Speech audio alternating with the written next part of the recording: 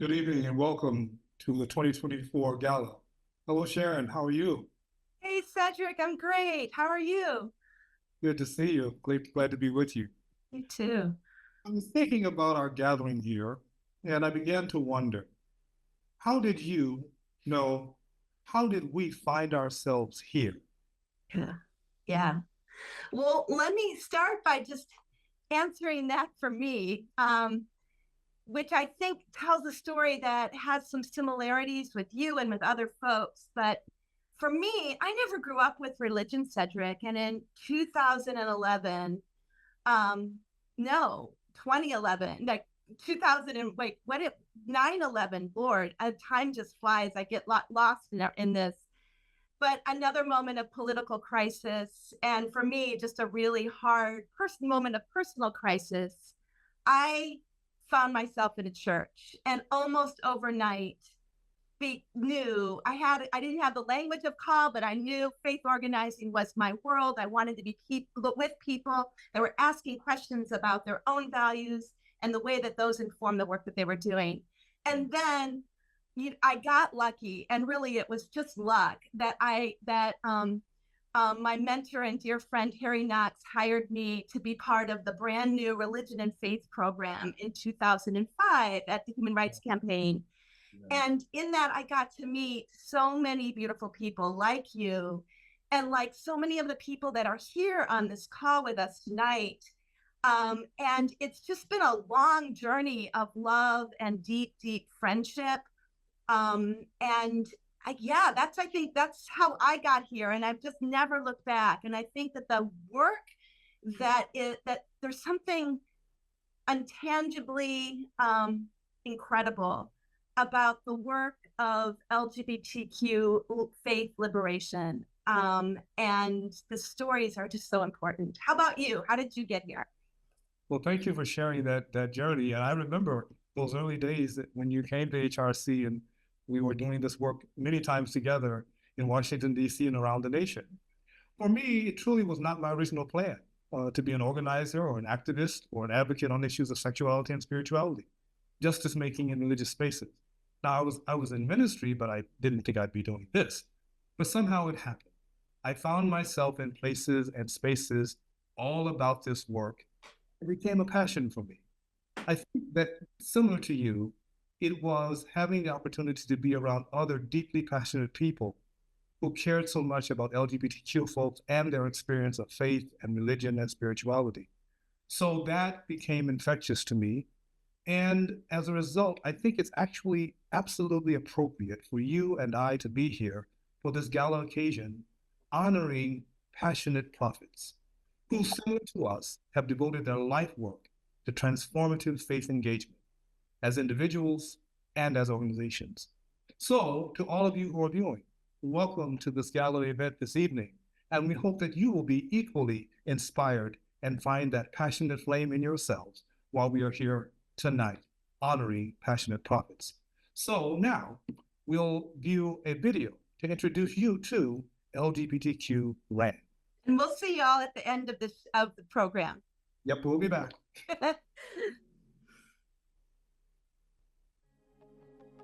History is written from the perspective of those who preserve their records.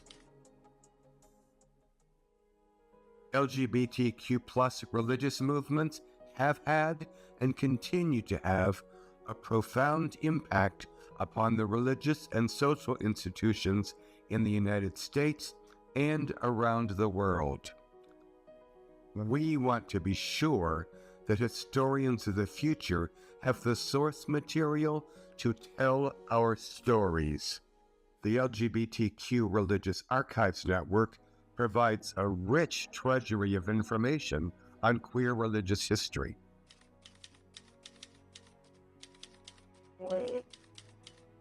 Our website now documents 600 biographical profiles across many religious and spiritual traditions. We've also recorded some unique oral histories of a diverse group of trailblazers.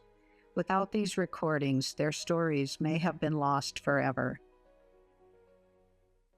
And that's when I realized that my grandmother was afraid people would call her a freak.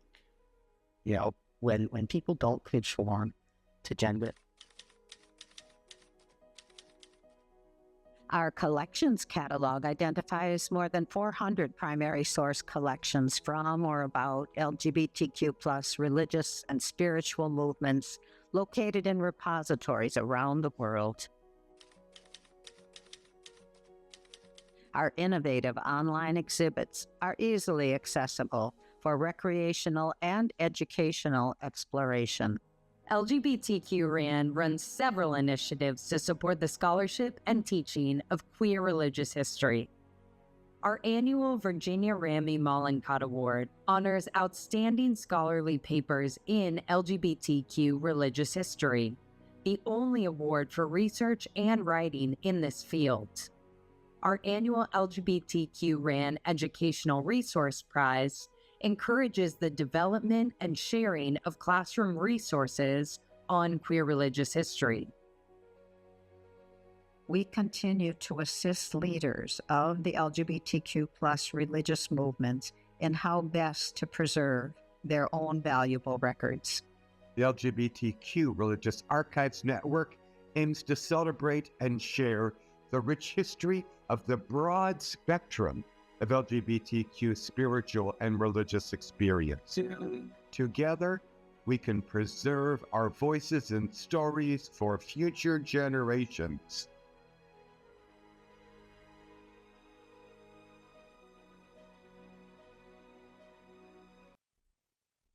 It's my pleasure to welcome you to the LGBTQ Religious Archives Network online gala. I'm Dr. Joel Kushner, and I'm a RAN board member, and it's my pleasure to be your online host for this afternoon, evening, whatever your time zone is. I'm Jewish, and it's currently the holiday of Sukkot, which is partially originated as a harvest holiday.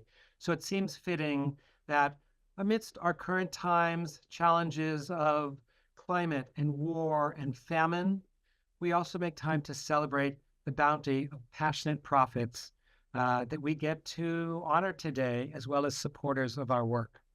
We welcome your comments in your chat, and I love that people are putting in where they're from and sending greetings. Keep doing that. I also want to send great appreciation to our board chair, Marnie, who does so much to sort of keep us going. You've seen glimpses, well, also my fellow board members, who you'll be seeing some of them later on. Mark Bowman, without which none of this would be happening. He's our incredible ED. We also have an amazing staff. You saw a couple of pictures of them during the video, and I'm sure Mark will be giving some shout outs to them later.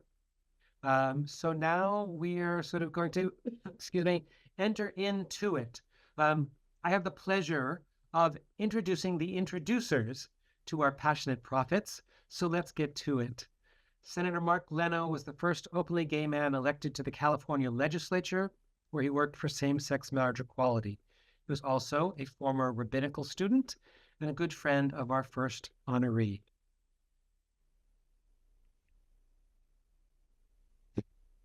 Good evening, everyone. Pleasure to be with you.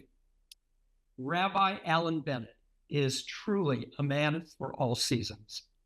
He's a friend, family man, community, spiritual, and civil rights leader, humanitarian, social advocate, educator, mentor, chaplain, mediator, executive director, camper, counselor, academic, writer, lecturer, trailblazer, truth teller, communicator, interfaith activist, sailor, musician, world traveler, national parks geek, bridge builder, social conscience, moral compass, and did I mention mensch? Having known Allen for nearly 50 years, I have had the honored opportunity to see him in action wearing any number of these aforementioned hats.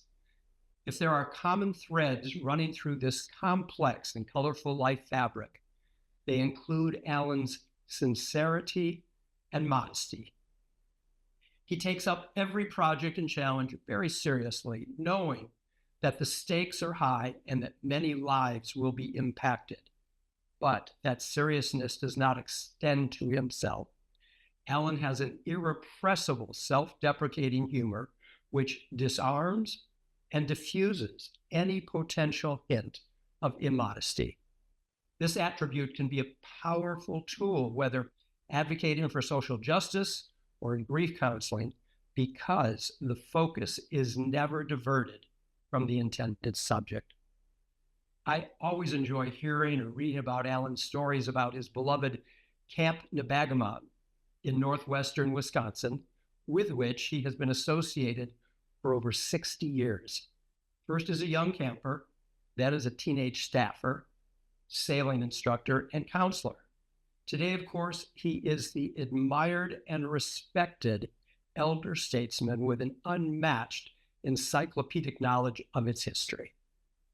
A summer camp experience is not uncommonly a formative value to many boys and young men, but it is the rare exception that creates an entire lifetime relationship with it.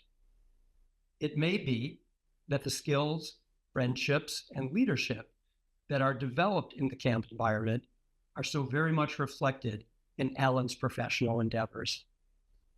The treasure of the foundational stone that Camp Nebagamon has been and continues to be for Allen cannot be overstated. As a teacher, Allen leads by example.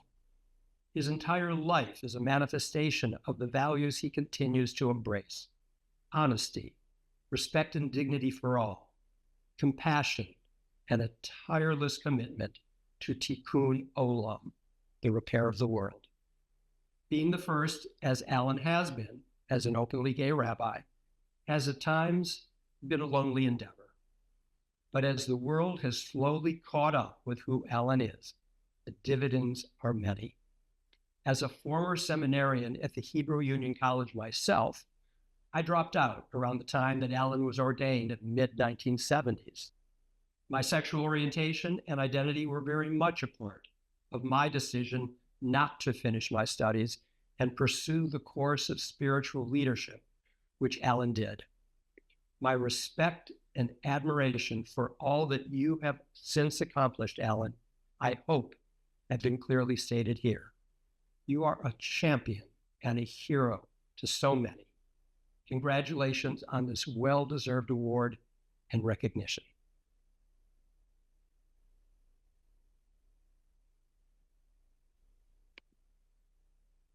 Thank you, Senator, for your kind and thoughtful introduction. I'd actually kind of like to get to know that guy. I'm deeply honored and touched by this recognition and acknowledgement, and I thank everyone who was involved in making this happen. I do suspect that my thinking on the issue of passionate prophets is a little divergent from what the event planners envision and what people generally think about prophets and prophecy. Many of us are taught to think of the biblical prophets as societal firebrands, social activists who had their own agendas of bringing about justice by claiming to be speaking in the name of God they thought was directing them. Unfortunately, and including the title of today's program, I don't believe that that was the case most of the time. I remember from one of my early seminary classes on biblical prophets and prophecy that one way you could tell if someone was genuinely a prophet was if they specifically and categorically didn't want the job of being a prophet. For me, Jeremiah and Amos come to mind first, but there are many others. The other giveaway was that a real prophet only spoke the words that God put in their mouth. They weren't interpreters of God's wishes. They were literal mouthpieces of God. So it wasn't as though they had a staff of writers who took the pulse of the people to determine what the prophet could or should say. Even when the prophet didn't want to say it, for whatever reason, when they opened their mouth, it was God's words that came out of those mouths and not their own words. So the fact that someone from the LGBTQ-RAN decided to call us prophets does not, with all due respect, make us prophets, at least not intentional prophets. In my case, I didn't sit around thinking that I should stand up and come out as the first openly gay rabbi in history. To be brutally honest, until someone else suggested it to me, it had never even crossed my mind. And I don't think I would have jumped at the opportunity if I had given it much thought. But when everyday folks in the journalism and political world suggested to me that by coming out in the way they were suggesting, I might eventually make life much better for clergy in particular and everyone else in general, I basically said, yeah, sure, why not? That doesn't sound very prophetic or passionate to me.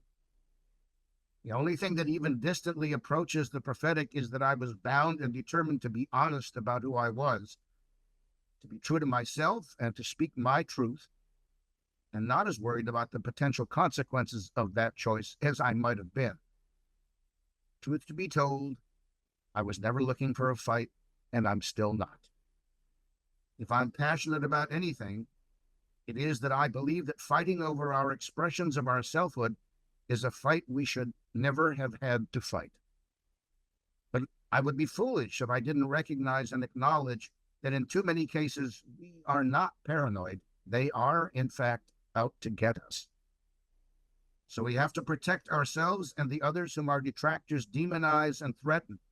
But all of that, friends, is not prophecy.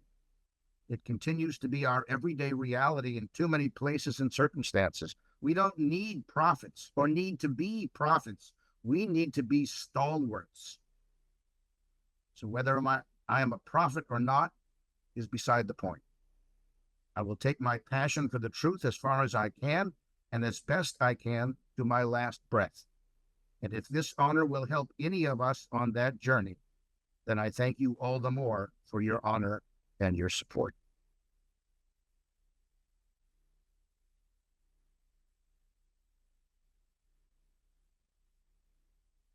I've had the pleasure of knowing Rabbi Allen Bennett for almost 19 years now, and his passion is ever true. And I just love what giving us a little tochacha, which I appreciate.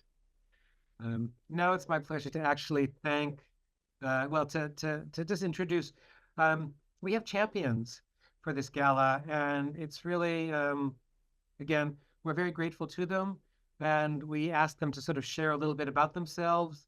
Now comes a word from really our champion, Reconciling Ministries Network, and it's certainly been a momentous year for the United Methodist colleagues with the reversal of the longtime anti-LGBTQ policies. So let's hear a word from them.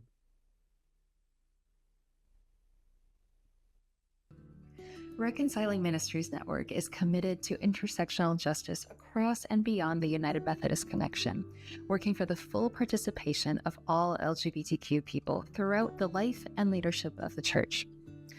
For 40 years, we've been led and sustained by passionate prophets. We began as a glimmer of hope and fellowship between out gay and lesbian candidates for ordination. These include people like Reverend Beth Richardson and the Religious Archives Network's own Mark Bowman. Today, we're over 1,400 ministries and over 46,000 individuals around the world. Our passionate prophets today include 3 out queer bishops, countless queer and trans clergy, the many parents and grandparents speaking love and adoration into their homes and Sunday schools, and the young people who stand at the gates of the church and issue a call out into the wilderness where the Spirit of God is still moving. We give thanks to the LGBTQ Religious Archives Network for being the keeper of our stories and the portrait gallery of our passionate prophets. Thank you for your ministries and blessings upon your gathering. LGBT-RAN could not do the work that it does without interns. Every summer and fall, we have incredible interns that help us with our work. It's particularly been true this year, so I'd like you to take a look at this video that highlights some of the work that they've done.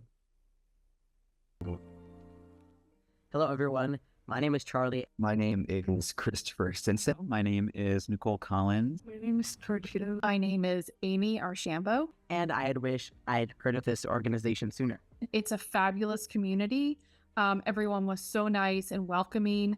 As an intern at LGBTQ-RAN, I curated the online exhibit on the Queer Spirit podcast. In this role, I was supremely fortunate to work with outstanding community partners like Marvin Ellison and Tamara Torres McGovern, who were the creators and co-hosts of this radio show turned podcast that I then helped to curate into an exhibit. I came to LGBTQ-RAN with the idea of a Boston queer religious history project in mind that ended up materializing into what is now called Queer Religion Boston, the online exhibit on the website. Connecting with people includes effective communication, and contributing to LGBTQ-RAN's multimedia showcases have been incredibly enriching. I was immensely grateful to be able to work with LGBTQ-RAN, both in terms of being able to launch this project, which required so much time, and the funding from the generous sponsors was able to make that a reality. Interning at LGBTQ-RAN was a profoundly meaningful experience, both for me and for the folks whom I interviewed and published profiles on. We ended up creating these really fun videos to help administrators who are thinking about an archive or aren't sure what to do with all of the materials they have from their organization and why they should find and invest in an archive. By collaborating with BIPOC faith-based leaders who are committed to the service and work they do alongside with queer community members, I feel grateful to embrace the uplifting that LGBTQ-RAN does through the archival work. Not only did I get to participate in the preserving and sharing of queer religious history, but in doing so, I actually expanded my own knowledge of queer history. I'm so grateful for this experience. I know for sure now that we are not alone, and many greats have walked this path of faith in the fullness of their identities, and there's no need to be ashamed of how God created us. That video, by the way, was produced by one of our current interns, Tarchita Chandrasekaran, who is with us to do research on people of color in the LGBTQ plus faith community, as well as work on multimedia projects. So when you give to RAN, you make it possible for really the next generation of faith leaders to help us tell a more complete story of our past. And you prepare these future leaders, our interns, to make a history of our own. I have personally supported the stipend of one of these interns for the past 4 years, and I hope you will, because they got to eat. So we are here to honor people, and we're also here at GALA to raise some money. So I hope that you will do that. You got to meet them briefly. You can see that you're going to be seeing the quality of the videos, and we couldn't do our work without our interns. So now it is a pleasure I get to introduce another amazing introducer. Reverend Eric Eldridge is ordained as pagan clergy with Circle Sanctuary and a third-degree priestess of Stone Circle Wicca. He has co-coordinated Center Faith and the annual Pride Interfaith Service in Washington, D.C. for over 20 years. Hello, everyone. Merry meet and blessed be. I feel so honored and appreciative that Reverend Nicole Garcia asked me here to introduce her today. I'm also appreciative to RAN for creating a crossroads for meeting a myriad of wonderful faith leaders. Nicole and I share a bond of respect, friendship, ministry, and social action across our delightfully different spiritual paths. I'm Reverend Eric Eldridge, ordained pagan clergy with Circle Sanctuary. It's a nature-based church near Madison, Wisconsin. We're celebrating our 50th anniversary this month, and we've got to get our archive together. I'm also a radical fairy, a witch, a priestess of Stone Circle Wicca, and as well as a member of Paint Branch Unitarian Universalist Church. Nicole welcomed me in all of these identities. When I met Nicole as a faith director of the National LGBTQ Task Force, I was immediately impressed. Nicole took on the mantle of ministry following in the footsteps of Barbara Satin, who is also a RAN awardee. Nicole and I developed a fast friendship, working together for 2 years, leading the Interfaith Institutes and the Interfaith Services for the National Creating Change Conference. I saw in Nicole years of experience, solid leadership, and the ability to make the work of community organizing true ministry. In fact, Nicole was installed publicly at Creating Change by a bishop of the Evangelical Lutheran Church in America to lead a broad range of queering faith initiatives as her ELCA ministry. Nicole is truly accomplished. She has built on an amazing academic foundation and career path to include degrees in counseling, which she has used constantly over the years to minister to a wonderfully broad range of people. Nicole deepened her ministry with a Master's of Divinity from Luther Seminary in St. Paul, Minnesota, and is an ordained minister in the ELCA. Nicole says her mission is to lift the voices of multiple faith and spiritual perspectives with an emphasis on amplifying the voices of Black and Brown people, partnering with the faith-based nonprofit organizations to carry out interfaith work and to achieve impact. Nicole is dedicated to preaching queer liberation theology and is passionate about doing the work of moving social justice from an idea to a reality. Congregational ministry, though, is Nicole's real passion.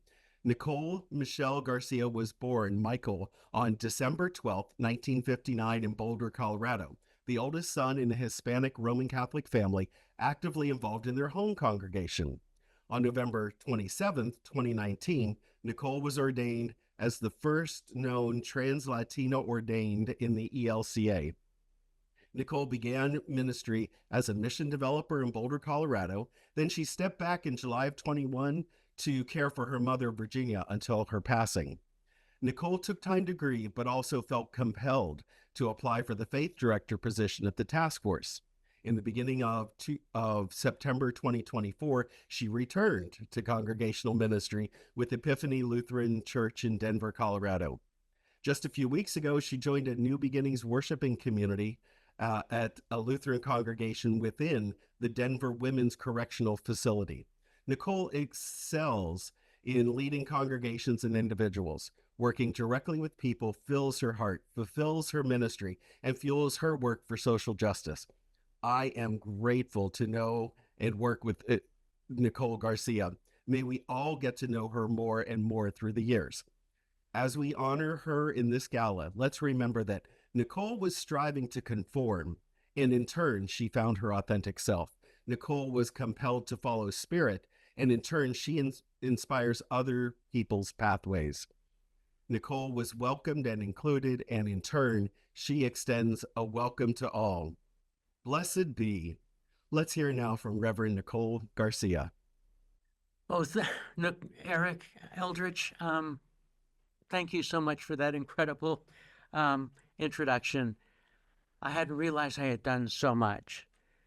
And one of the joys of the work that I've done through the years is working with different clergy across the spectrum. And one of the things that I really noticed with Eldridge is his deep, deep commitment to social justice and the inclusion of all people. And that is one of the things that I've worked at for my entire career. I have to say, first of all, that my faith was instilled in me by my mother. Mama was a devoted Roman Catholic. And, you know, Dad never went to church. When my sisters were old enough, they stopped going to church. But it was me and Mama who were always going to church. And like most young Latinos, at 18, I wanted to be a priest, but Mama and Grandma said no. I was supposed to get married, have kids, and carry on the family name. Well, I did eventually get married. I went into law enforcement to prove my manhood. That failed miserably, and I ended up getting divorced and realized I had always been Nicole. So at 43 years of age, I started my transition, and I happened to find a Lutheran church in downtown Denver. Well, being a good Roman Catholic, all I knew about with the Lutherans were that they were started by that heretical excommunicated Catholic priest, so they were not a place that I could celebrate my faith. But I got over myself, realized that the Holy Spirit was guiding me to this church, and I fell in love with Lutheran theology. This concept that God loves us no matter who we are. It doesn't matter of our identity, of what we possess, what we do. God loves us because we are beautifully made in the image of God, each one of us. I eventually became involved in what we call the Reconciling in Christ program at in the ELCA, the Evangelical Lutheran Church in America. And before I knew it, as a trans Latina, I was identified as someone who could go to a microphone and speak to my faith, because my faith is the foundation of who I am, and my identity as a trans Latina is almost secondary. So I was given the opportunity to preach and teach all over the United States.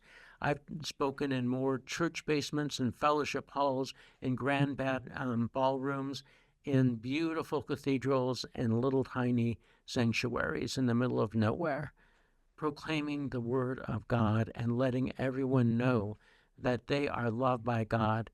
They are saved by grace through faith. I'm grateful for the ability I've had to be able to proclaim the word of God. And I may not have biological children, but I have young trans people and trans and non-binary individuals throughout this country who call me Tia Nikki or Mama Nikki, because I hope to be an inspiration to those who don't believe they can be a trans person, a non-binary person, and a person of faith, and you can, for you are loved just as you are.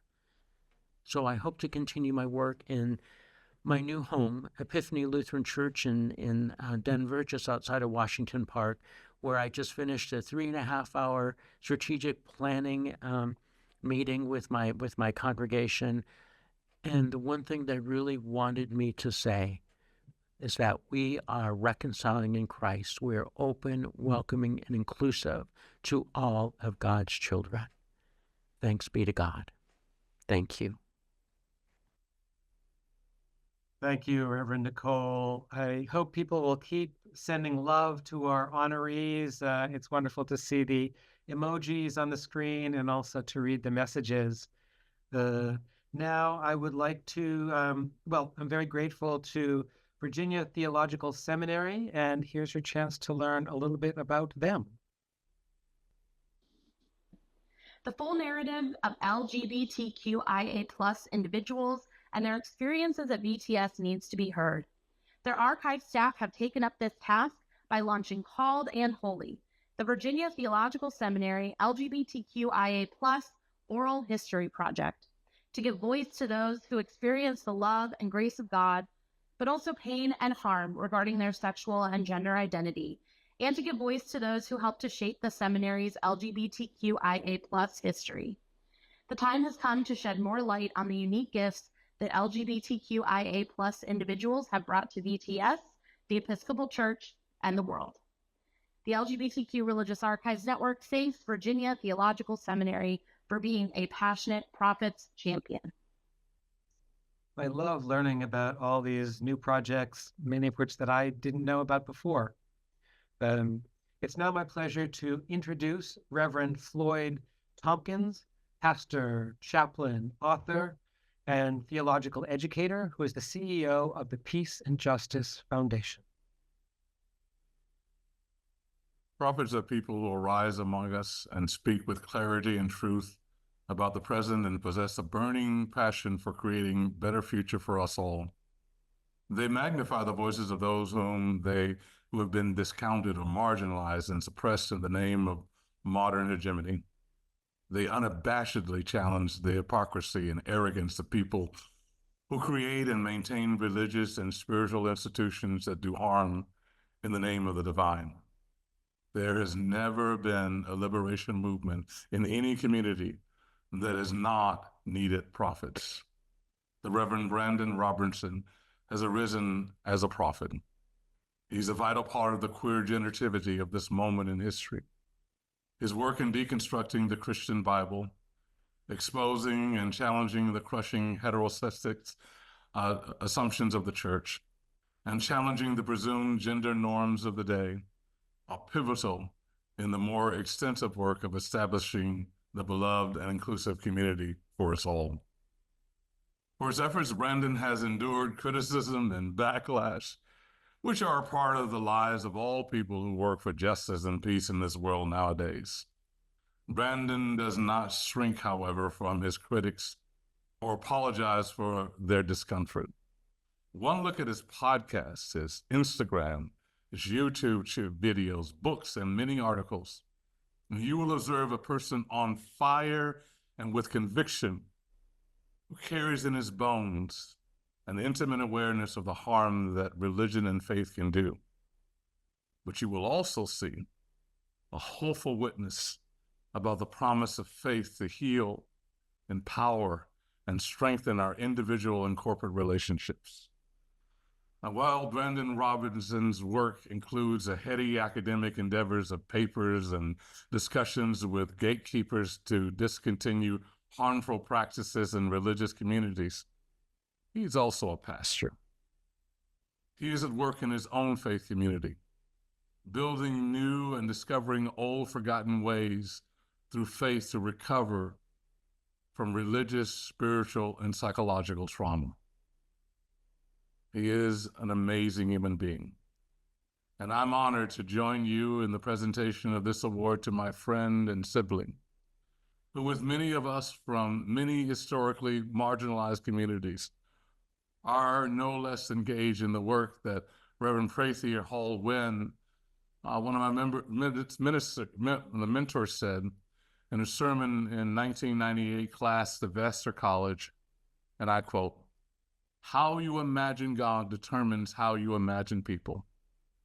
Seeing our shared humanity across social barriers is the first step to eradicating dominance and hierarchy as if God had sanctioned them," unquote. Today, we celebrate the work of imagining God and working together to build a future where all are welcomed and celebrated. Congratulations to my friend, my sibling, Brandan Robertson. Well, good evening, everyone. First, I want to extend a heartfelt thank you to my friend and my mentor, the Reverend Dr. Floyd Tompkins. His guidance and support over the past decade have been invaluable to my work, and I'm so grateful for your gracious words this evening. I also want to express my gratitude to Mark Bowman, Isaiah Lewis, and the board and entire team at the LGBTQ Religious Archives Network for this incredible honor. The work you do preserving our history and the stories of queer activists and religious leaders is not only vital, but deeply significant, and I'm so appreciative of all you do. And to all my fellow honorees this evening, I'm humbled to be in your company. Each of you is paving the way for queer inclusion, not only within faith communities, but in the world at large. And it's an honor to share this space with you.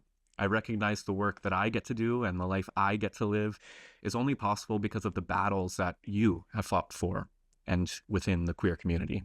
So thank you. You know, the foundation of all my work, both theological and as an activist, is grounded in the wisdom of my sacred text, the New Testament. And in the epistle of 1 John, it is written, "There is no fear in love. Instead, perfect love drives out all fear." It's no news to anyone here that we are living in an age of fear. Churches, especially those from the evangelical tradition that I come from, who are influenced by fear-based theology, preach harmful messages to queer individuals in the pews and on the airwaves. Politicians who have never taken time to know or understand queer people use fear as a tool to demonize us, to pass judgment and legislation that harms us and our families. Many queer individuals are trapped in tombs of shame, conditioned to fear themselves, their lives, and their love by religion. But the way that we have always made progress, and the way we will continue to make progress, is by grounding ourselves in love. Not a sentimental love, but a fierce love that shines in the darkness, speaks truth to the lies, and confronts every fear with joy. This is the love that all of us advocate for. The ability to live and love freely, to express our diversity and our uniqueness as queer individuals, and in doing so, open the doors for others to step into the light of authentic living, just as our God intended. This work of love, this work of justice, is sacred. It is the sacred work. It is the way we fight hatred and fear in a society today, through relentless, radical commitment to fierce, prophetic, divine love. In my own life, it's always those who dare to share God's love with me, to stand with me in periods of rejection and abuse, to encourage me and continue to encourage me to pursue my calling as a minister of the gospel in the face of loud voices who told me I was unworthy to do so. It's those voices that have helped fuel me, to keep me holding on to my faith and continue to believe that a better world is possible. And today I stand as a pastor, a theologian, and as an activist, because I believe and have encountered the power of radical love, a love that has expelled my fears about myself, my fears about God, my fears about the church. Love has been my only hope in the dark nights of the soul when the voices of hatred and disdain threaten to overwhelm me. Love continues to be my strength, my peace, and the only message I know that can bring about the more beautiful world that our hearts know is possible. Love is how we've always overcome. Love is how we'll continue to overcome. And in the spirit of the God who I believe is love, may we all continue to overcome together for the inclusion and celebration of all of God's beloved queer children. So thank you all so much. Again, it's such an honor to be with you, and I'm so grateful to be here this evening. Greeting, friends. I'm Mark Bowman, Executive Director of the LGBTQ Religious Archives. My hope, as I listen to these dramatic portrayals of queer religious history and the invaluable work of LGBTQ-RAN in this gala. I'm so proud of and grateful for the stellar work of our board of directors and our outstanding staff team, Carl, Doris, Ellen, Isaiah, Penny, Riot, and interns Jason and Tarchita. It may appear as if we have a large staff, but frankly, we all work very part-time, so that together we add up to about one full-time staff person. Truly, LGBTQ-RAN is a tiny organization with a gigantic mission to encourage preservation and study of queer religious movements around the world.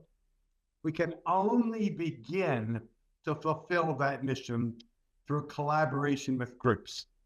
Therefore, I am frankly so gratified to witness the outpouring of support from many congregations, groups, and schools who are sponsoring this gala. I want to give a shout out to each and every group who has signed on to sponsor, to share our commitment to queer religious history and the mission of LGBTQ-RAN. Thank you to our gala champions, Auburn Theological Seminary, Bexley Seabury Seminary, Congregational Church of the Peninsula, Methodist Theological School in Ohio, Reconciling Ministries Network, Swing Program in Jewish Studies and Social Justice, Virginia Theological Seminary. And a big thanks to all our gala partners, Affirmation, United Methodist LGBTQ+ People and Allies, Alliance of Baptists, Bright Divinity School, Canmore School of Theology, Cathedral of Hope, the Center for LGBTQ and Gender Studies and Religion, Chicago Theological Seminary, City of Refuge, Congregation Beit Simchat Torah, Episcopal Divinity School, Disciples LGBTQ+ Alliance, Drew Theological School, Garrett Evangelical Theological Seminary, the General Commission on Archives and History, Iliff School of Theology, JQ International, Metropolitan Community Churches, MCC San Francisco, Meadville Lombard Theological School, Lancaster Theological Seminary at Moravian, New Ways Ministry, Parity, Presbyterian Historical Society, St. Paul's UCC, Congregation Shahar Zahab, Star King School for the Ministry, St. Francis Lutheran Church, the Fellowship of Affirming Ministries, Union Theological Seminary, United Theological Seminary of the Twin Cities, Women's Alliance for Theology, Ethics, and Ritual, Vanderbilt Divinity School, and Wyoming Equality. do join me in expressions of deep appreciation to all of these groups. LGBTQ-RAN looks forward to other opportunities to collaborate on our shared commitments in the coming months. As you often hear me say, together we can preserve our voices and stories for future generations. And now, here's a message from another sponsor, the SWIG Program for Jewish Studies and Social Justice. Hi, I'm Camille Shira Angel, and I'm a rabbi. I have the blessing of teaching and serving at the University of San Francisco, which is a Catholic Jesuit university, as an out lesbian rabbi queering religion. I teach courses like honoring our LGBTQIA+ religious elders, and another course called Queering Religion, all thanks to the SWIG program in Jewish Studies and Social Justice, directed by Professor Aaron Hahn-Tapper. Check us out, SWIG program in Jewish Studies and Social Justice. I feel very blessed.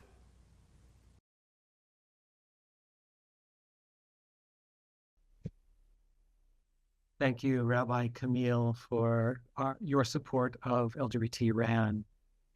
Hello again. I'm Joel Kushner. As you can see, I'm really so inspired by our honorees and champions and truly all of you who are here today.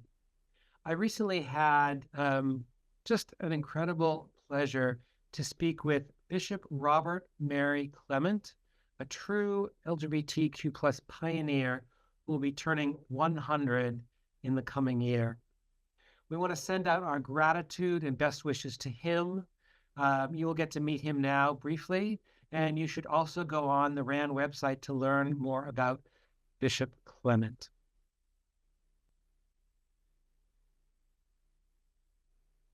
A year after Stonewall is when everything changed. All of our attitudes to being gay just bloomed, you might say. We had heard that there was going to be this kind of gathering of LGBT people. Prior to that, there was no idea that there could be a response as there was that first time. The notices went out and that there would be this march. And so suddenly, being LGBT, you were thousands of people. And the only thing you could say to yourself is, we're a movement. My religion was obviously extremely important to me. So then I, quite logically, John and I figured it must have importance to others. So if there are going to be a lot of LGBT people suddenly meeting to do something, well, what are we going to do? So we got the sign, which is the Holy Ghost descending and saying, gay people, this is your church. John, my lover, companion of 42 years, had a kind of a bag thing that would slip over your around your neck and down with all of those announcements about the church. It was going to be our first service on our own. Well, we were so unsure of things. We looked into this big Episcopalian church about 1:45, and there was a sprinkling of people. Come 2:00, we peered out into the church, and it was packed. I found people who were very helpful, so that very quickly we had a church building in New York where LGBT people were welcome. These two very charming, I thought, very sweet young men had come and said, since religion was now, kind of just beginning to come out of the box, they said, well, would I have would I marry them? And there was only one logical answer at that point. Yes. Word got around, and then we were overwhelmed with people wanting holy unions. So we provided them. I'm 99. I was born March 12th, 1925. So you're going to be 100 soon. So I'll be 100, yeah. See yourself, and that in particular, you're gay, lesbian, or bisexual.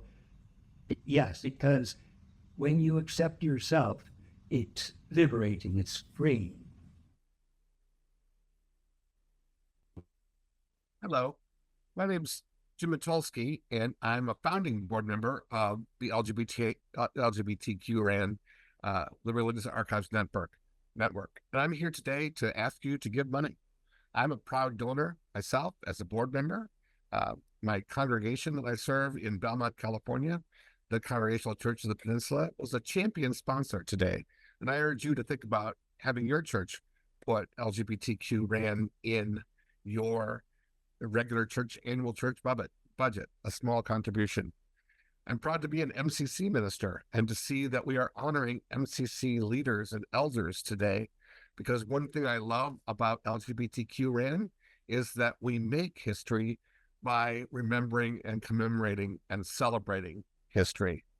I invite you to be a donor today. Make a monthly donation or even a one-time gift of $25, because that one-time gift makes you a passionate prophet.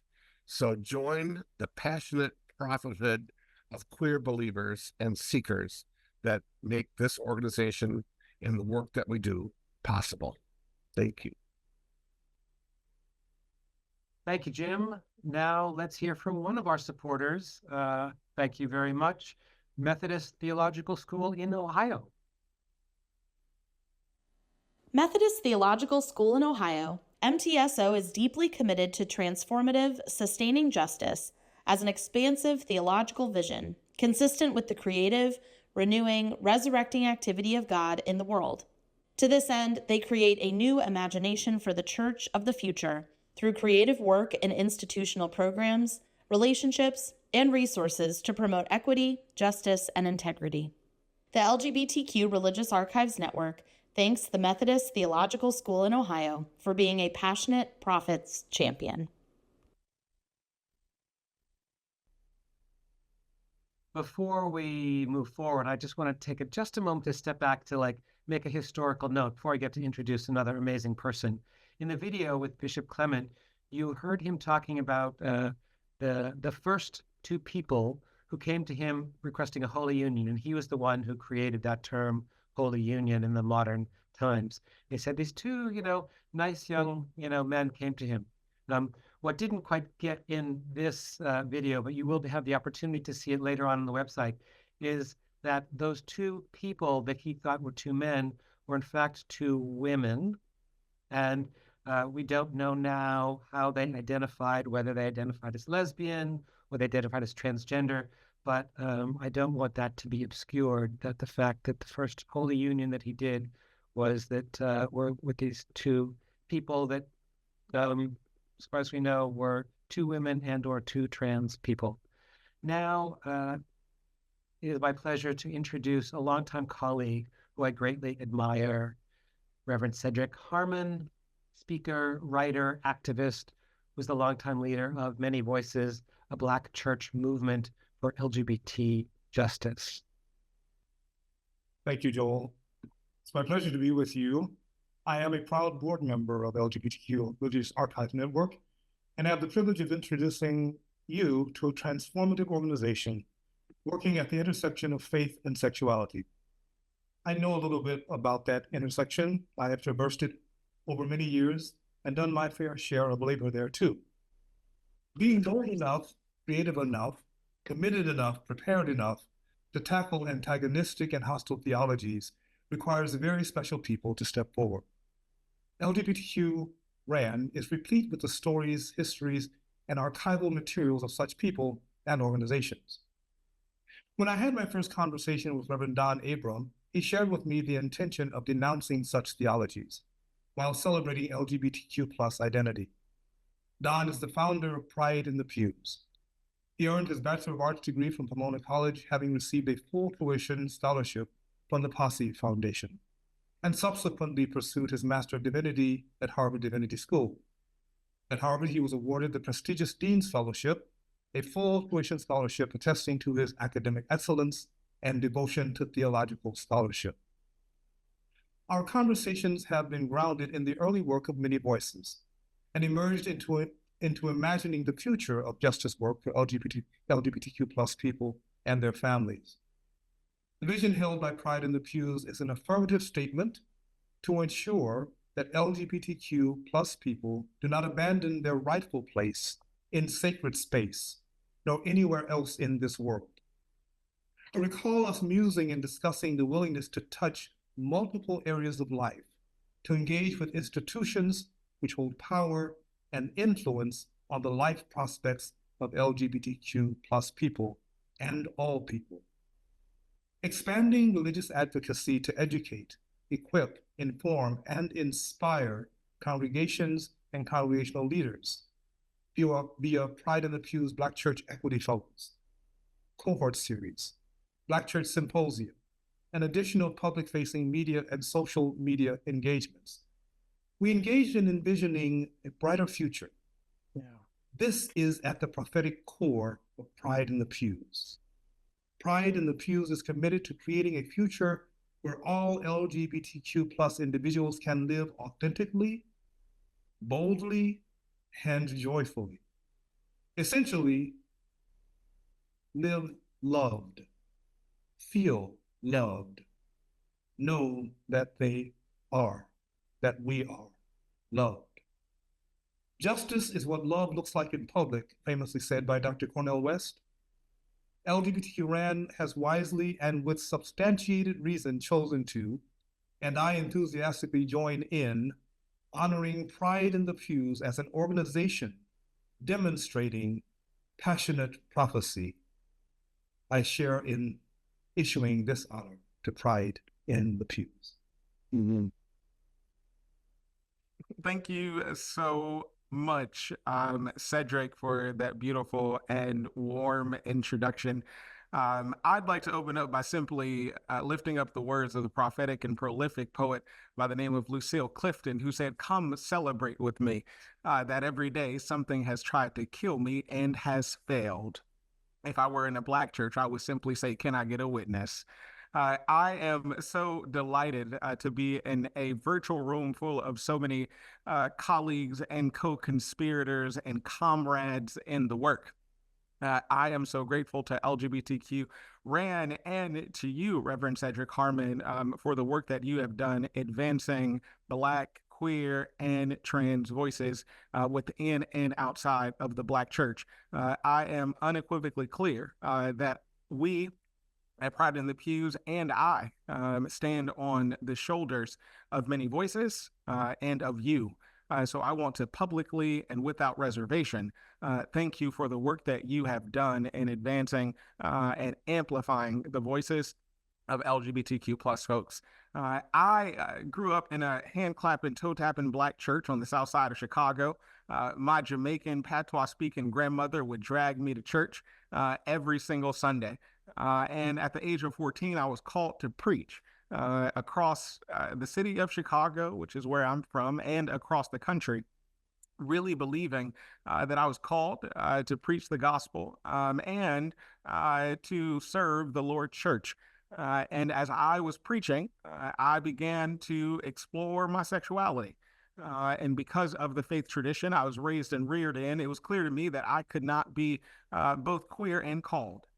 And so I felt as if for quite some time I was betwixt and between, needing to choose my faith or choose my identity. I was in the closet for a number of years, and it wasn't until I arrived at Harvard Divinity School where I was able to unpack toxic theologies, the theologies rooted in the dehumanization of those whom we see as other, and reconstruct a theology that spoke to the fullness of who I was. And even though I was free, I was thinking about Toni Morrison, who simply says the principal function of freedom is to set other folks free. So the question for me was, how do I contribute to the world around me?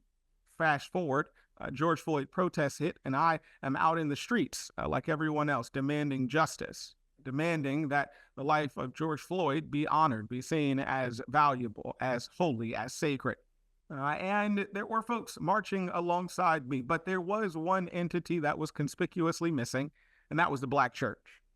And I was standing there in the streets as a Black queer son of the Black church.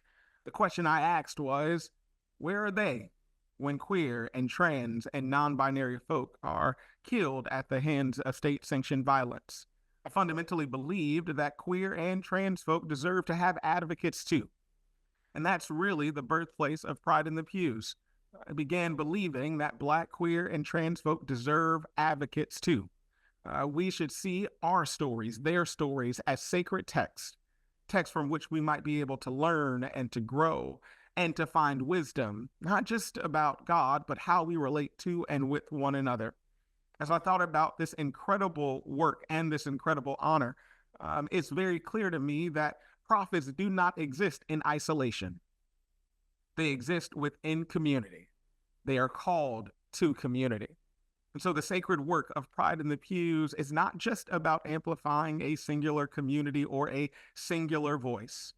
It's about holding space for communal and collective cries for justice that might ultimately create space for all of those who have been marginalized. And I'll close in saying this: the work of Pride in the Pews is to be what Dr. Martin Luther King called us to be. When he wrote a letter from Birmingham jail, he simply asked the question, what the world needs most, perhaps, are creative extremists. Extremists who are willing to pursue love to its most extreme ends. Creative extremists who are willing to pursue justice to its most extreme ends. And so my hope and prayer is that the work of Pride in the Pews would contribute to the work of creative extremism, a world that actually sees no one as devoid of meaning or purpose or divinity. So thank you for this honor. I am so incredibly grateful for the work that we collectively do. And once again, I will say to all of us on the call, come and celebrate with us, because every day something has tried to kill us and it has failed. Thank you for this honor. I really do have chills, I have to say, at just the span of these passionate prophets in age and generation. The work has been going on for a long time, and it continues. And also, because we have that history, some have passed. And so now we're going to take a moment to remember queer faith leaders and allies that we've lost in the last year and a bit. May their memories and work live on in us as we carry the work forward. After the video, if we have missed an important name, please share that name in the chat.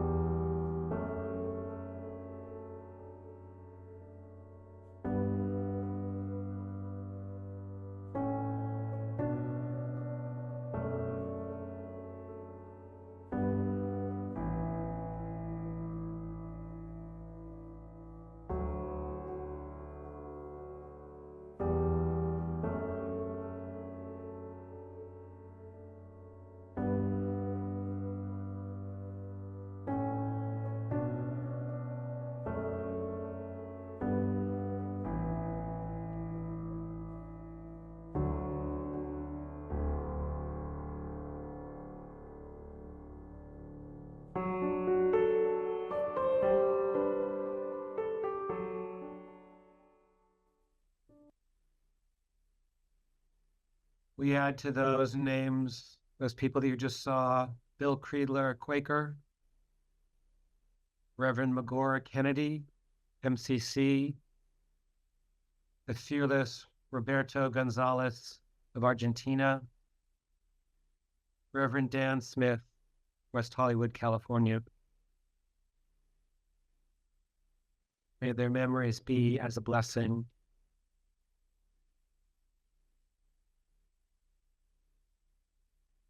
As Mark said, you might not realize it, but RAN is a tiny organization, and yet we do a huge amount with it. And we couldn't do that without your support, your financial support. People have been doing that. I'm very grateful.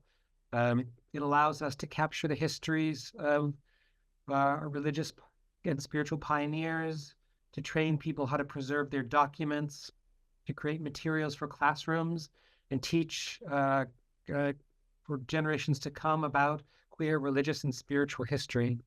So I make a monthly donation. It makes it very painless. Just comes out of my checking account. You know, if you have a Starbucks habit, you know, just think about matching that, doubling that. You know, I'm Jewish. I like numbers of 18, which is high. You know, 18, 36. Set up a monthly donation. Hit that QR code. Then hit the giveq.com. Write a check. Please support this mission. I will also say that we have an amazing bunch of board members, and as a board, we got together and created a $6,000 challenge grant. We put up that, so match that, and it's an additional $6,000 for RAN. I really am so struck by the power and presence of just our introducers. We could honor all of them and all they've done for the LGBTQ+ movement. So now please welcome Reverend Dr. Nancy Wilson, theologian, author, retired global leader of the Metropolitan Community Churches, and now pastor of Suncoast Cathedral. Actually, I'm pastor of Suncoast Metropolitan Community Church in Venice, Florida. So thank you, everyone. Reverend Elder Darlene Garner's story is best told through the lens of her improbable and iconic journey at the intersections of African-American civil rights, feminist, womanist, and LGBTQ rights, and religious history. That's a lot of intersections, and Darlene has excelled at moving with grace and impact through them and the communities she has touched. A mover and a shaker, Darlene Garner built organizations and institutions that have changed lives and history. She's been both at the center of those organizations and often at the edges, crying out for justice and doing the hard work for change. Darlene is a mother, grandmother, and great-grandmother. She is the wife of Reverend Candy Holmes, sharing decades of ministry. Darlene Garner came into this world in the mid-century, Midwestern African-American community of Columbus, Ohio. She was raised in the National Baptist Church and later the Episcopal Church, with not uncommon complications of a family that nurtured her and gave her lots to overcome. Early on, she demonstrated intellectual curiosity and a musician's appreciation for beauty and art. A lifelong cultural learner, she constantly evolved in her theology and practice. From her church background, she learned the positives and pitfalls of church order and authority. From the Girl Scouts, as a field director in the early 70s, she learned about grassroots community organizing and demonstrated her commitment to diversity and empowering women and girls. But it was a meeting with Dr. Martin Luther King Jr. at dinner one evening at a friend's house that lit a fire in young Darlene that has not died. It was from this place that Darlene navigated her coming out, her path of faith, and a lifelong passion for the global inclusion of people of color in the LGBTQ movement. In the 70s, Darlene became one of the founders of the National Coalition of Black Lesbians and Gays, the very first African-American national organization of its kind. She walked into her first MCC church, MCC Washington, D.C., in the 1976 and was mentored into ministry in Philadelphia by the radical MCC pioneer Joseph Gilbert.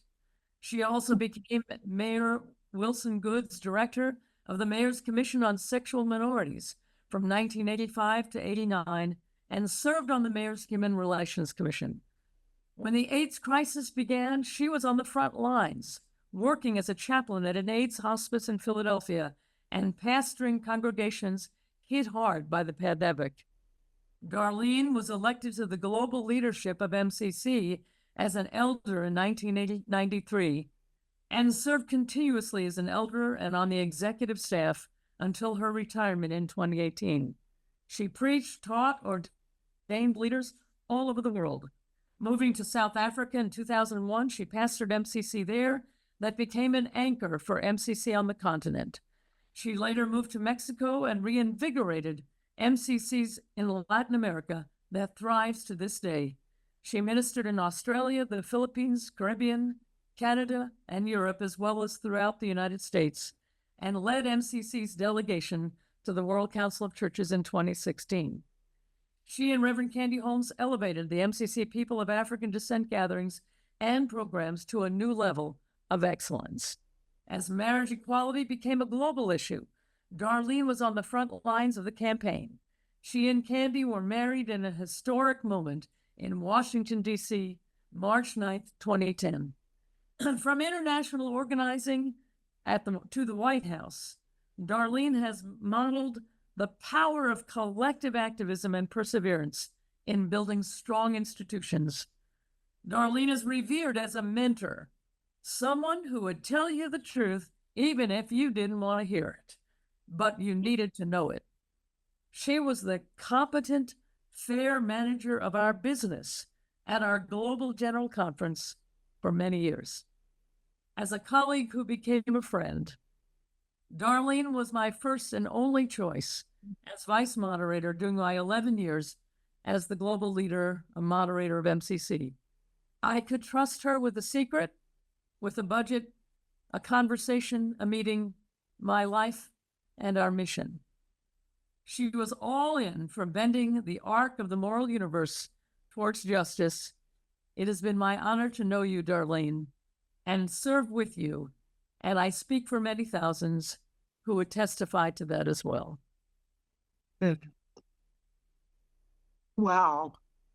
I am humbled by your words, Nancy, and thank you for for introducing me to this auspicious virtual gathering. I want to say to everyone who is participating in this that the divine in me honors and gives gratitude for the divine in you. Perhaps part of being a passionate prophet is knowing that it's not all about you. It's about us being the world. Our work as prophets and passionate people is being willing to be a truth teller, no matter the personal cost. And I retired from public ministry in 2018, and that ended 47 years of public prophecy, of public ministry. But in those 47 years, I was touched and I was changed. I will never be and never want to be who I was at 23. That's when I came out and came into MCC. Sure. It's been a long journey, but I would give nothing for it. There have been moments when I've had occasion to work with many of the honorees here today, and working with these auspicious people made my work feel inconsequential. And yet it was when I retired that people reminded me of how I had touched their lives. And I remember our churches in Brazil, we visited one of them. And when I got off the plane, which was this little puddle jumper, I didn't think it was going to make it, but it did. And when I got to the door of the plane, a group of people was standing on the tarmac at the end of the stairway saying, "I always knew that God was a Black lesbian. Now I'm sure of it." And even in that moment, I still had some growing to do. Seeing that God is within, and that God is not only within me, God is within every other person on the face of the earth. And my ministry has tried to bring truth to everyone that I encountered, no matter their religion, no matter their family construct, no matter their sexuality.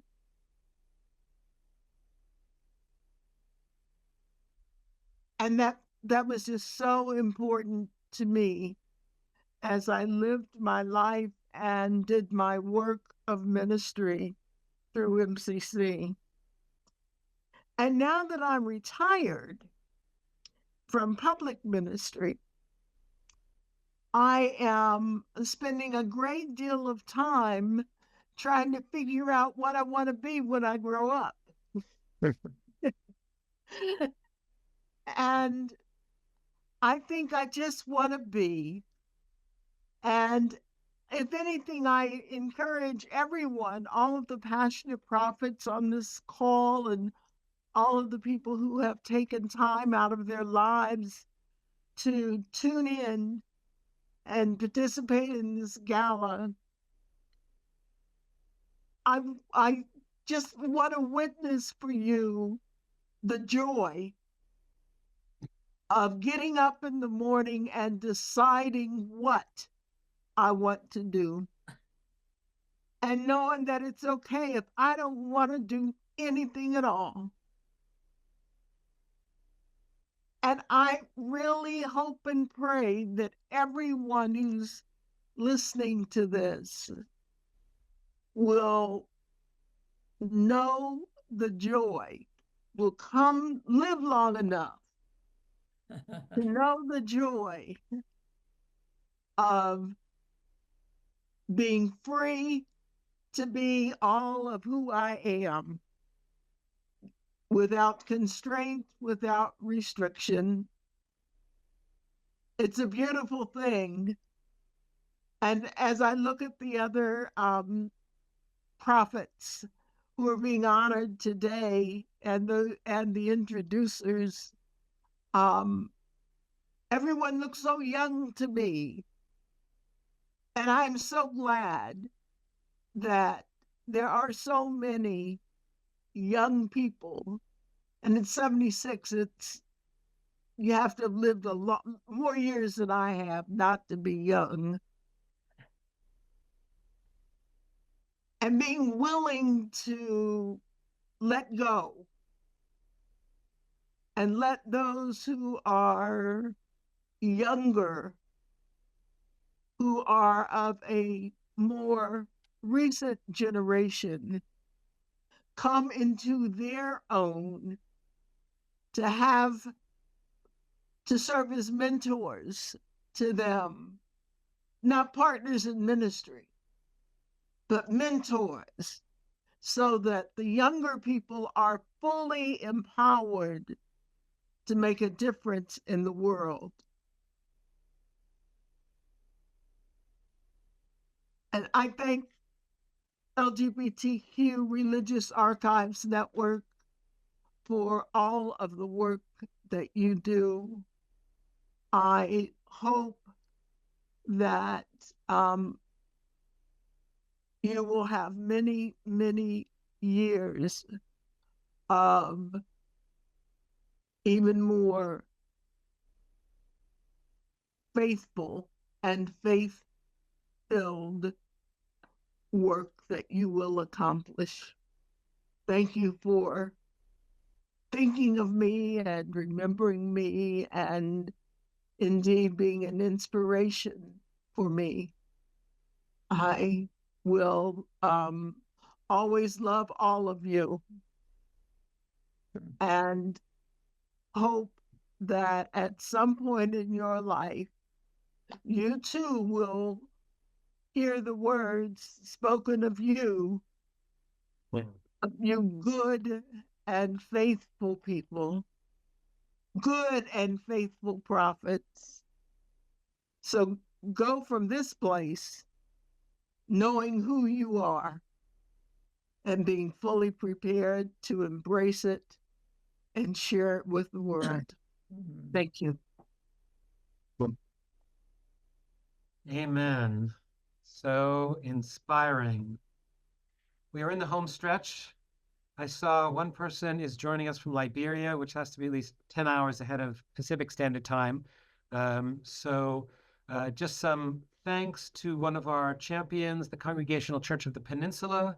Thank you for your support. I want to thank Jason Tseng, the artist who created the beautiful awards. And now it is my pleasure to welcome Reverend Irene Monroe, lesbian feminist speaker, theologian, and a syndicated columnist. Hello, everyone, and I'm elated to be here with you all this evening. Of all the luminaries in this person's life, I am honored and humbled to introduce you to one of the most renowned feminist theologians of any century, the Reverend Dr. Carter Heyward. Carter is an Episcopal priest, professor, theologian, activist, writer, animal lover, and presently good friends to several horses, dogs, and barn kitties. Carter was a professor of theology at Episcopal Divinity School in Cambridge, Massachusetts for over 30 years and has published over a dozen books and too many articles to count.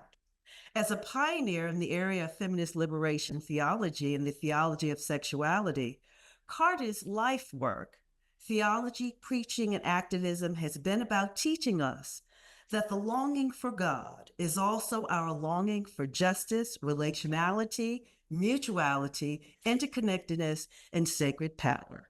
This year marks the 50th anniversary of the ordination of women to the priesthood in the Episcopal Church.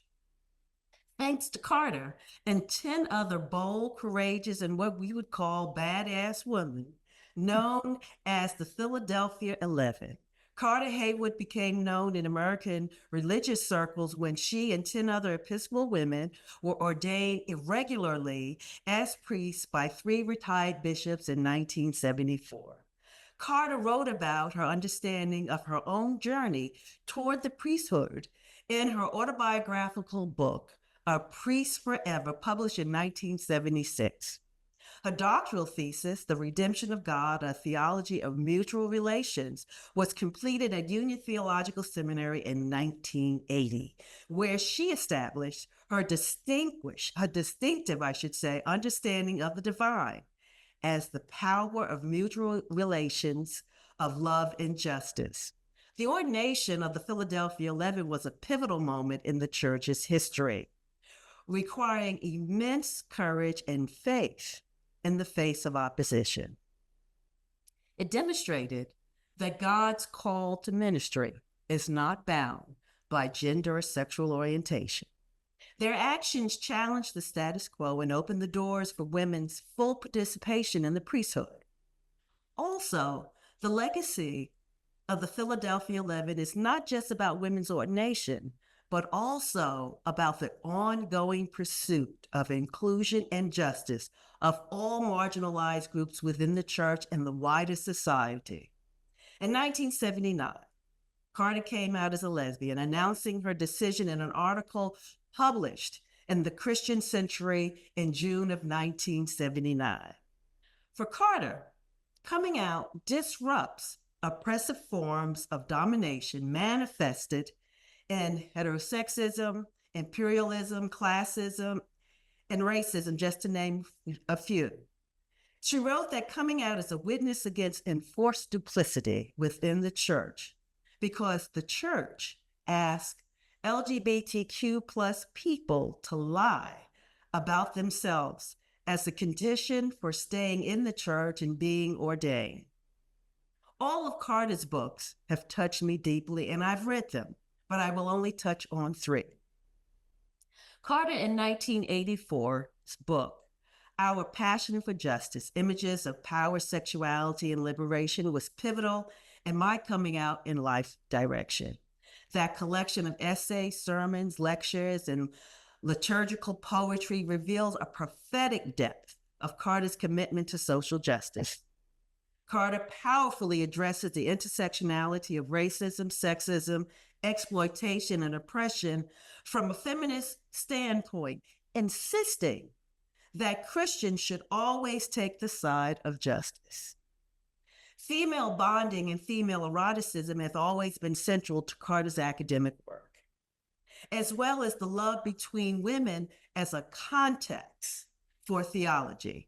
In Touching Our Strength, the erotic as power and the love of God, Carter illustrates the sacredness of mutuality and in powerful relationships and sexual bonding.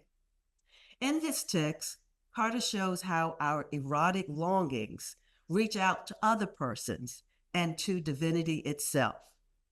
As a prophetic voice and public theologian, Carter has always been able to speak to the moment.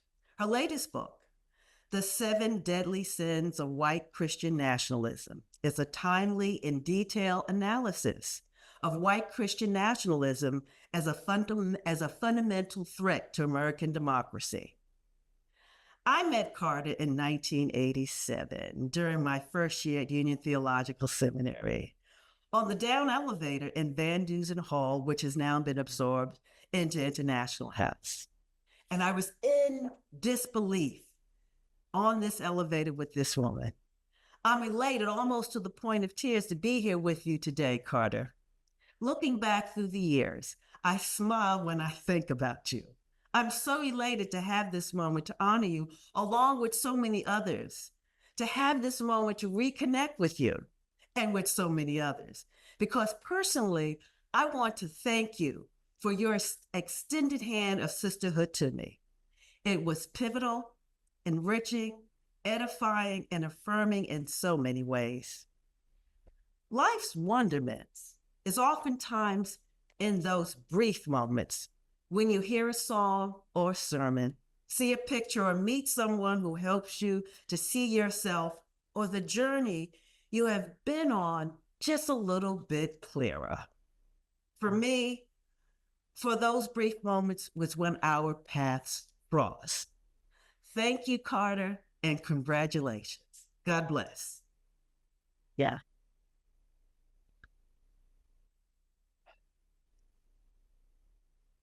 Irene.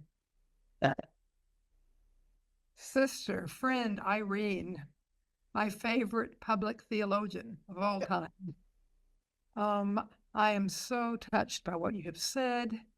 I remember so well our dog walks around Fresh Pond in Cambridge, Massachusetts when you were at Harvard and I was at EDS. And you as much as anybody in my life, have taught me the meaning of mutuality, which, you're right, is a God image for me. Because whenever there is genuine mutuality, we are calling forth who we are at our best, each other, not trying to superimpose our identities or anything else about us on one another, but each of us calling forth who the other is, and letting ourselves be called forth at the same time. And that is mutuality, and that is God at work among us. And sisters and brothers and siblings, well, on this program tonight, I cannot tell you how touched I am by what I have heard, by who my sister and brother and sibling honorees are tonight. I am so honored to be among you, each of you. I've learned so much listening about you and to you. I really am so grateful to LGBTQ-RAN, to Mark, to Isaiah, to Joel, to Jim, to all of you for putting this together again this year, and for inviting me to be among you. Thank you so much. I am honored and touched by the collective passion that we have, not just the honorees, but everybody, I feel sure, who was listening, who was on this Zoom, get in this Zoom. I don't know what the correct words are when we're talking about Zoom, in, on, with, whatever. We are together in this place, in this spirit. And collectively, we have such power and imagery, such voices, such boldness, such diversity among us, such different but overlapping histories, such differences in our races, and our religions, and our gender identities, and our ages. How great is it for me? Darlene, I am 79, so I've got it on you. So sometimes I feel like I am Methuselah. I feel like I am as old as the hill. Sometimes I feel quite sprightly and young. And I imagine many people in their 80s and 90s. And Bishop Clement, congratulations on being almost 100. We all have moments of feeling young, even if we are old or older. And I'm so glad to be here. I have to say, I'm also aware of the spirits who have gone on being here with us. I'm thinking of Virginia Mollencott. I'm thinking of Beverly Harrison, those two people in particular, so near and dear to me. Beverly, of course, very, very specially, as a one-time mentor and teacher, and later a life partner. I'm thinking of several of my students and colleagues who we lost to AIDS. I'm thinking of Eston Collins. I'm thinking of Carl Labenstein. I'm thinking of Michael Collins, who many of you knew. You know, we could name hundreds, thousands more. So, but the spirits live. They may have crossed over, but their spirits are with us here and everywhere we go. Hillary Clinton was so right. It really does take a village. It takes a community. It takes a movement, and that's who we are. Our call right now, I believe, in this very critical moment of our history, a very critical moment indeed. Matter of fact, we may be in the most precarious moment as a nation that I have experienced in my 79 years. I suppose people often think that because we get to such big hurdles in our life together. But right now, I think Dorothy Zola, when she named her fear that America was becoming a Christo-fascist nation, it was in 1983 or 82, standing on the sidewalk in front of Union Theological Seminary, that she named that reality and said, I feel it coming. It was not just a feeling. She was thinking hard about what the early Reagan administration was about at that time, and the gap between rich and poor beginning to really set in, and the racism and the sexism and the heterosexism and all of that. White Christian nationalism on the rise, although we weren't calling it that at that time. But here we are. So I realize that I'm the last of the 6 speakers, and I just say to us, all of us, that we've got to use this moment together. We have got to use this moment together. We have 2 weeks till this election. It's already in process. We got to help get out the vote. regardless of what the future brings to us, we have got to keep on keeping on, speaking truth to power, fighting white supremacy, fighting male supremacy, fighting economic injustice and the ravages of unregulated capitalism. Not capitalism itself, that's here to stay, but unregulated, unjust capitalism. As Robert Reich says, if capitalism were just, it would be democratic capitalism. And that would work for us all. But when it's not working for us all, something is the matter. My Beverly, my partner, spoke of making the connections. That's what we're here to do. We are queer people. And what queer people do, if we're paying attention, is make connections between our lives, our having been marginalized, our having been hurt, our having been empowered by one another, and what other people in this world and in this nation are going through. So we're making the connections. That's what we're called to do, to fight as intensely as we can, non-violently, of course, against what is happening to trans youth, against what is happening to our trans siblings. And many of us here, I think, perhaps are trans. We're fighting for each other. And of course, against white supremacy. And of course, against all the other evils in our midst. So that's the way I would want to send us out, with a corporate call that that's what we're here to do. And not just the 6 honorees, but all 200 of us, to use whatever voices we have. And we all have voices of some kind in whatever forums we have, and we all have forums. Nobody's exempt from this, to help make justice roll down like water and righteousness like an ever-flowing stream. We've been doing that for decades. Everybody on this screen, keep on keeping on, siblings. Amen.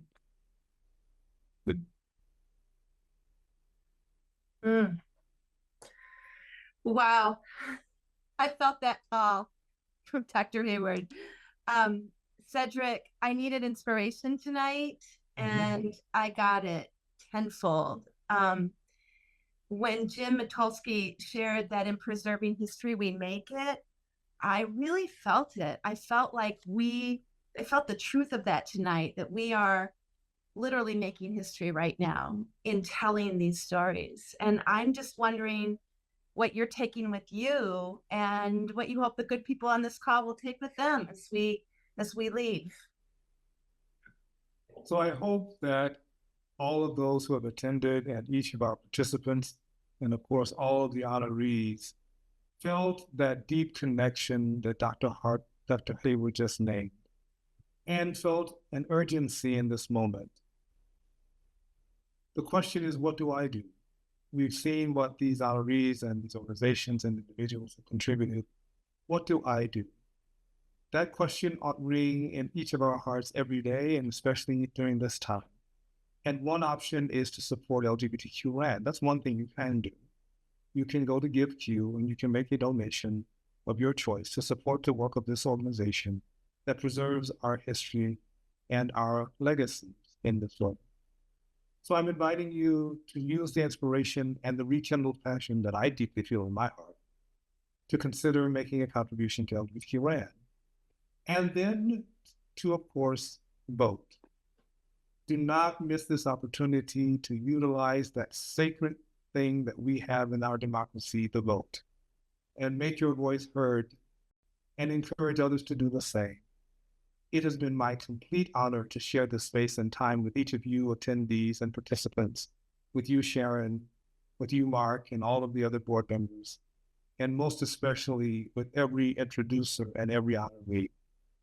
You inspire me, you have inspired me, and you continue to inspire me. Many of you, we've spent times together on the road, in meetings and conversation, and on emails, and it's so great to connect with you again. I know that we can make a difference because you have done so already, and I look forward to the transformation that we will continue to make. Thanks, Sharon. Thank you, and thanks to everyone. It was so powerful to hear our speakers and our introducers, but it was also powerful to just see all the old friends many of you, I mean, I'm, from my opinion, all of you are prophets of our moment. And I'm just really, it's just, as many speakers have said, we are a community. And I felt the community throughout the night. So thank you so much. Bye, everybody.